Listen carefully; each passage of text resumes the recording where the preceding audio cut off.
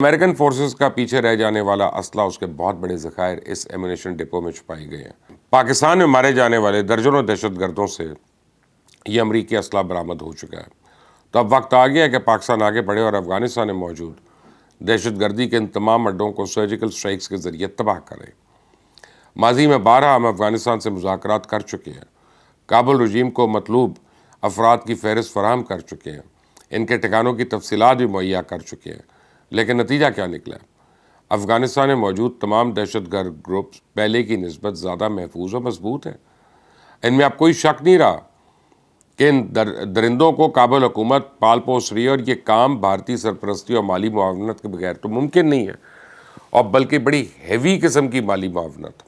اب جعفر ایکسپریس کے واقعے کے بعد پاکستان کے رد عمل پر بھارتی وزیر اعظم نریندر مودی نے جوابی الزامات داغ کر کے دنیا کی آنکھوں میں دھول جھونکنے کی ایک اور ناکام کوشش کی ہے۔ مودی نے امریکن پوڈ کاسٹر لیسکن فریڈمن کے ساتھ ایک پوڈ کاسٹ میں الزام عائد کیا ہے کہ پاکستان نے بھارت کے خلاف پراکسی جنگ چھیڑ رکھی ہے۔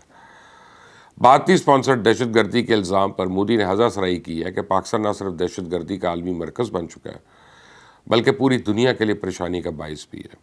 کم و بیش انہی خیالات کا اظہار آج کل پی ٹی آئی کا سوشل میڈیا بریگیڈ بھی کر رہا ہے۔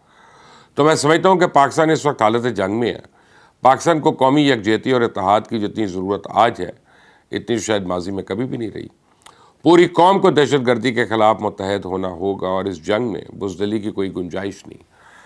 جس طرح بلوچستان لیویز کے سربراہ نے اپنی سپاہ کو خبردار کیا ہے کہ دہشت گردوں سے مقابلے میں بزدلی دکھانے والوں کے خلاف کارروائی ہوگی، اسی طرح اس جنگ میں کسی سیاسی جماعت نے پیٹھ دکھائی تو پھر قوم بھی اس کو کبھی معاف نہیں کرے گی۔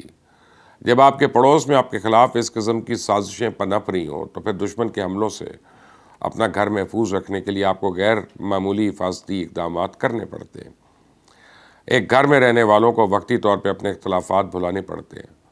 پاکستان کی تمام سیاسی جماعتوں کو بھی اپنے سیاسی مفادات کو بالائے طاق رکھ کے اپنی مسلح افواج کو شانہ بشانہ کھڑا ہونا ہوگا، اپنے جوانوں کا حوصلہ بڑھانا ہوگا، ملک میں قومی یکجہتی کی فضا قائم کرنی ہوگی۔ موجودہ حالات میں مگر چونکہ چنانچہ کی کوئی گنجائش نہیں ہے، تمام سیاسی جماعتوں کو دو ٹوک فیصلہ کرنا ہوگا اور اپنے فیصلے پہ پہرا دینا ہوگا۔